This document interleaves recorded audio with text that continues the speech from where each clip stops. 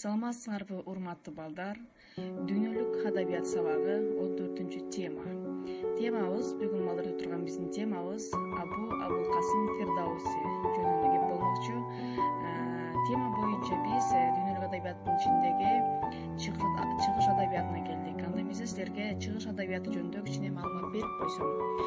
Дүйнөлүк адабияттын жалпы өнүгүш тарыхы, батыш жана чыгыш деген эки нукта өсүп отурат. Чыгыш адабиятына Азия материгиндеги элдердин адабияты кирет. Өзгөчө Иран, Фарс, Индия, Араб, Кытай, Япон адабиятынын өнүгүш тарыхы өтө узак мезгилди камтып турат. Поэзия, проза, театр өнүккөн. 20-кылымдан тартып алтын доор мезгили, батыштагы кайра жаралуу, Ренессанс дооруна окшош башталып, жазма адабият тез темп менен өнүккөн. Батыш адабиятына чоң таасирин тийгизген. Мына ошол Абу Алайха, Ал-Фараби, Фирдаус, Омар Хайям, Сади, Хафиз Сабир, Либо, Туфи, Низами жана башка ушул оңдуу классиктердин чыгармалары, аңгемелери дүйнөлүк маданий өнүгүштүн эң чоң дайрасына Сухра перед смертью наказывал мне конец положить этой страшной войне. Пойду, расскажу затевающим бой, как был поражен я, Рустам сам собой.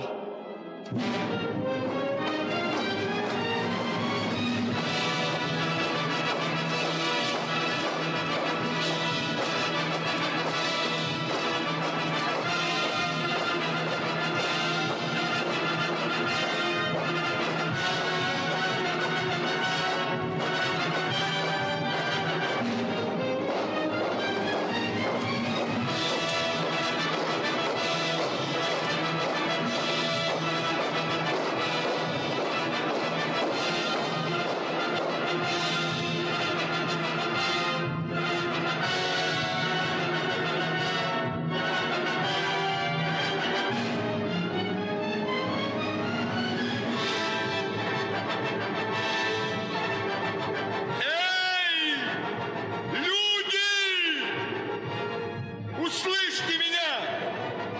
Сам Рустам сегодня взывает в отчаянии к вам. Я вас заклинаю ужасной судьбой, что выпало мне, не развязывать боль!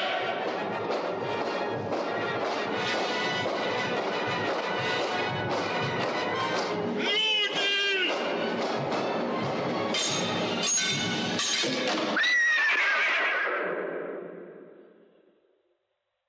Долиной кровавых тюльпанов с тех пор зовут этот край, что лежит среди гор.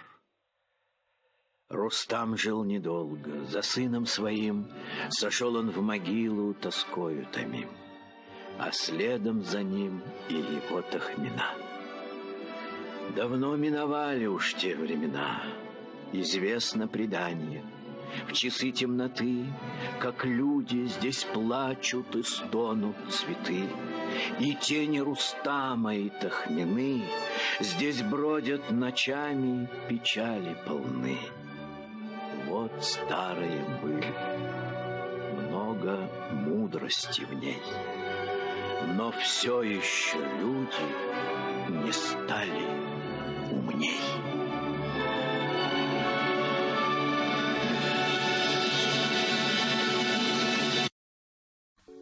Урматтуу студенттер, тема боюнча кеңири маалымат алыңар деп ойлойм. Сабакты бышыктоо үчүн мен силерге суроолорду берсем, ошолорго жооп берсеңер. Абул Касым Фирдаус ким болгон? Кайсы элдин жазуучусу? Бул биринчи суроо болду, балдар. Экинчи суроо: Шахнаме поэмасы кандай чыгармага кирет? Үчүнчү: Фирдаусинин чыгармасынын өзгөчөлүгү эмнеде? Чыгармадагы башкы каарман Рустамдын образы кандай? Мына ушу берилген суроолор боюнча кайтарым байланыш жасагыла. Жүзүнө белгилүү болгон Абул Касым Фирдауси ал 938-940 жылдардын аралыгында Турси шаарында Хорсана деген жеринде дыйкандын үй бүлөсүндө дүйнөгө келген. Ал араб, фарс жана ата бабаларынан калган Бахлеви тилин жакшы билген.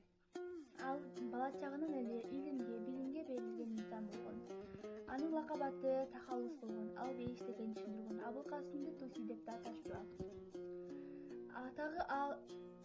Атагы бүт ааламга таанылган түбөлүк даңкка ээ. Фарс адабиятынын жана поэзиясынан орун алган. Иран элинин мартабасын көтөргөн данышмандардын бири. Абылкасым Шахнаме эпосунун автору. Шахнаме эпосуну Абылкасым Махмуд Газневке арнаган. Махмуд Газневке тартуулаган. Абу Абылкасым Фирдаус 2020-жылы дүйнөдөн кайткан. Фирдоуси. Анын толук аты Хаким Абылкасим Мансур Хасан Фирдоуси Туси. Ал 935-жылы туулган. Жана 1020-жылы өлгөн. Ал персиялык жана тажик поэт болгон. Ал Шахнаме деген китап жазган. Ал Фирдоуси деген аты ал жанат деген түшүндүрөт экен. Ошо жанагы кинодо бүтүшүндө акырында Рустам өлөт экен. Анын аркасынан тахтына өлөт экен. Ошо баягы ошо өлгөн жери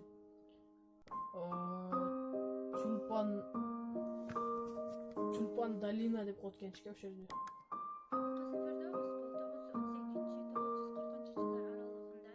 Түз шаарында жайгашкан Карасан дыйкандын үй-бүлөсүндө төрөлгөн. Күнү жүзүнө белгилүү болгон бул беш акыны Шахнаме эпосунун автору Фирдоустун лакабаты бул Тахаус бейиш дегенди түшүндүрөт. Кээде Абылкасым Туз деп да аташкан. Абылкасым бул чыгышта кабыл алынган кадимки эле метафорикалык лакабат бул эсептелет. Фирдоус бул бала кезинен эле билимге берилип, фарсы жана араб адабий тилдерин жакшы билип, жана Пехлеви тилин да жакшы билген. Фирдоус бул Шахнаме тажик жана Иран поэзиясынын туучусу болгон. Ал Шахнаме чыгармасын күнү-түнү тынбай жазган. Бул чыгармада бул адамзат кантип жашаш керек экендигин жол көрсөтүп, мазмундуу жашоого үндөйт. Абылкасым Фирдоус бул Шахнаме башкача айтканда Шахтер китебин 35 жыл жазган. Шахнаме чыгарма бул табияттын коздугун, батырлардын эрдигин сүрөттөө менен адамзаттын жакшы жашоого умтулушун жана сүрөттөө менен өзгөчөлөнгөн чыгарма. Рустам Иран менен Афганистандын кесинисинде жайгашкан, Забуистан шаарында туулган. Келечектеги каарман ата-энесине сыйкырдуу Симур кушу жасаган Сезар кесибинин жардамы менен төрөлгөн. Рустам өзүнүн кичинекей бала, баатыр, өзгөчө күчкө, кайраттуулукка, акыл эстүүлүккө ээ болгон. Иранда төрөлүп, поэмада дүйнөнүн жери катары сүрөттөлгөн. Ал Туран менен караңгылыктын жана жиндердин жери жана мырзасы Афрасияб менен ар дайым жолугат. Ирандын жакынкы жана каардуу шах Кайхаустун кызматында болуу менен Рустам көптөгөн ийгиликтерге жетишип, өзүнүн кожоюнуна ар дайым жардам берип келет. Ажыдар менен арстанды талкалоо, каардуу сыйкырчынын жаман пландарын жок кылуу, бөлүнүүчүлөрдү жана жиндерди өлтүрүү, Ак дивандын сыйкырчылыгына көзү жеткен шакты бошотуу. Анын каарманы Рахш үчүн чоң жардам ишенимдүү, күчтүү жана акылдуу Туранда аңчылык кылып жаткан Рустам түшүндө Рахш атчан издеп жүргөн Турандык отрядын мурдап кетет. Саманган шаарына келет. Бул жерде ал жергиликтүү шах Тахмина кызына сүйүп калат жана ага үйлөнөт. Рахшты тапкандан кийин Рустам үйлөнгөндөн кийинки күнү аялын таштап Иранга кетет. Ал эми Тахмина Сухраптын уулун 47 күн аркылуу төрөйт. Бала чоңойгондо ага атасы жөнүндө айтып берет жана ага Рустам атайын таштап койгон жана баласын таанышы керек болгон балы Рубин менен белек берет. Сухраб Рустамды издеп жөнөйт. Көптөгөн эрдиктерди жасайт. элти жасайт, бирок кокустан улам атасы менен мушташта каза болот. Кийин аны Билерке таш менен тааныган. Легенда боюнча Рустам 500 жылдан ашык өмүр сүргөн. Андан кийин өз үй бүлө мүчөлөрүнүн чыккынчылардан улам көз жумган.